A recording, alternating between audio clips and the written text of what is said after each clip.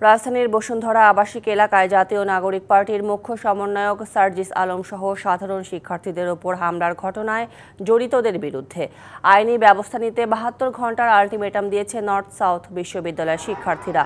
দুপুরে north south বিশ্ববিদ্যালয়ের সামনে এক সংবাদ সম্মেলনে সাধারণ শিক্ষার্থীদের পক্ষে এই আলটিমেটাম দেন মুস্তাক তাহমিদ।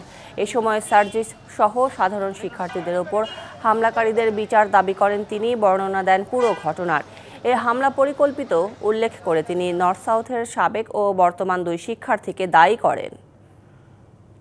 সাংবাদিক ভাইরা, আপনাদেরকে অনেক ধন্যবাদ ভাই। আমি আমার সাধারণ শিক্ষার্থী ভাই ব্রাদারকে অনুরোধ করেছি তারা যাতে রাস্তায় না নামে, তারা যাতে জনগণকে ভোগান্তির সৃষ্টি না করে। আমি ৭২ ঘন্টার আলটিমেটাম দিচ্ছি, আমার অনিতলম্বে মামলা নেওয়া হোক এবং আহমেদ শাকিল এবং মাশরুফ গংদের বিরুদ্ধে যথাযথ আইনি ব্যবস্থা নেওয়া হোক।